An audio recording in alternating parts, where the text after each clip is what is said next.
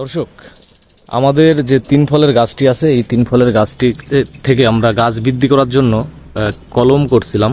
তো এটাই হচ্ছে আমাদের কলম। এই যে মাটি গোবর একসাথে মিক্স করে এখানে ডালের উপরের যে তো পলিথিন খোলার পরে আমরা এখানে যেটা দেখছি যে শিকড় বের হয়ে গেছে। এই যে এই ডালটা আমরা কলম করেছিলাম, এই যে গাছের গোড়া হচ্ছে এটা, এইখানে যে ডালটা চলে আসছে। এই যে আপনাদেরকে একটু কাছ থেকে দেখাই, এই যে এখানে শিকড় বের হয়ে গেছে, দেখছেন? শিকড় বের হয়ে গেছে। আমরা যেটা করব এখান থেকে এখন কেটে দিব। এই যে আমরা একটা কাটারের সাহায্যে এই ডালটি কেটে দিলাম। তো এই যে দেখতে পাচ্ছেন আমাদের তিন ফলের, যদি বা এই ডালটাতে কিন্তু ফল ছিল, এই অবস্থায় আমরা এটা কলম করেছিলাম।